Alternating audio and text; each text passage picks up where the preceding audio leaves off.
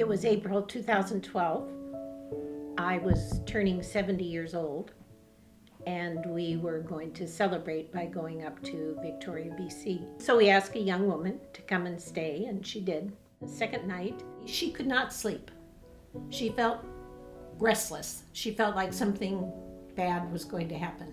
So she was up. It was about 2 o'clock in the morning. She looked out the bedroom window, which is on the north side of the house, just as a fire broke through the wall of the patio. My house was egged, and I didn't find out until probably 2 days after it happened, at least a full day. My son was at a wrestling tournament and I was at home alone. I didn't notice it, and when he got home that evening, he saw that we had something at the door. There was dog feces in a Ziploc bag at our door, and he didn't realize the rest of the stuff. So I went to the bedroom window to look out the bedroom window, and it was all over that bedroom window and all down the front of my house. I went outside. It was a complete mess. Well, it was February, and so it froze on my house. My daughter borrowed my car and drove it to a friend's house, and while it was parked on the street, a young lady vandalized the side of the car, of my car, and wrote graffiti on one whole side of my car. We had been vandalized 4 different times. The first time was New Year's Eve. When I was getting ready to go out of town, we stopped in here and I noticed that somebody had thrown a brick at the house and put an indentation into the siding and broken one of our outdoor lights. So I just thought it was kids, New Year's Eve, out being rambunctious or somebody getting into mischief. I went on vacation, and 3 days later I received a call from my manager saying that we had been broken into, that somebody had broken a window and stole some mocha powders out of our place. And at that point also they broke 4 lights on the outside, 4 of our brass lights. Left my vacation and came back. A couple days later they broke 2 more lights. And at that point I was getting pretty frustrated, and 2 days after that, or 1 day after that, we had 2 more windows broke and 2 more lights. The business was affected. We had a lot of cleanup that we had to do. They did $4,800 worth of damage here. They did over $10,000 worth of damage throughout the neighborhood.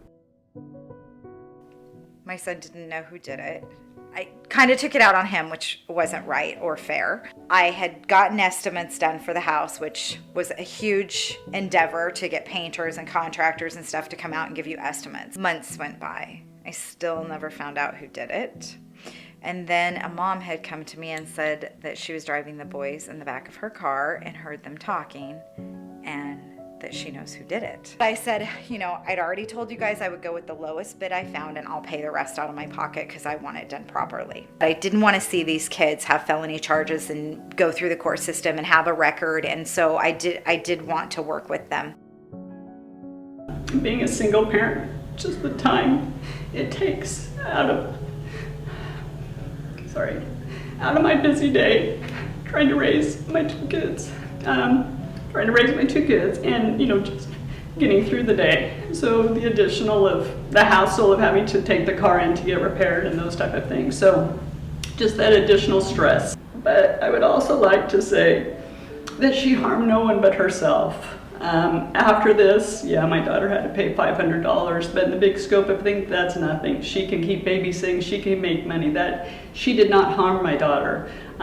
She did not do long-term damage.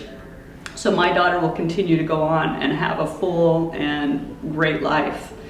So I'm not quite sure what she was hoping to accomplish by this, by doing this damage, but I think in the end all she did was hurt herself, and that's unfortunate. I wish that we as a community could have helped her through her life, because I feel my kids and a lot of people I know are very blessed to have positive role models in their lives.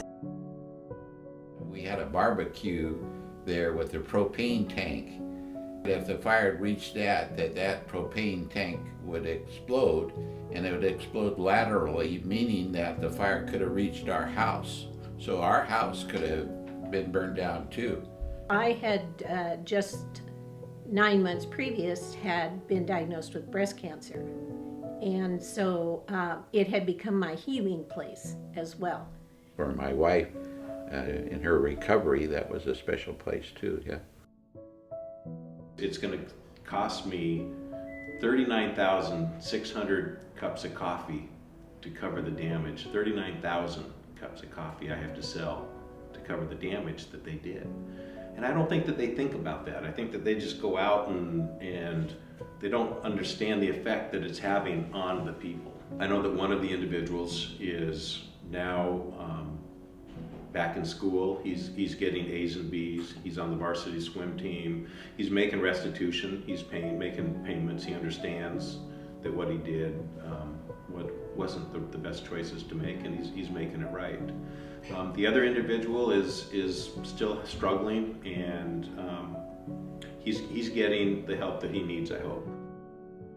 The advice I'd like to give the youth that are in the system is to find positive role models. I'd like them to know that there are people in this community that care about them in all shapes and sizes, in all different places. So they are out there. And I believe regardless of the life you were born into, you have the opportunity to create the life you want.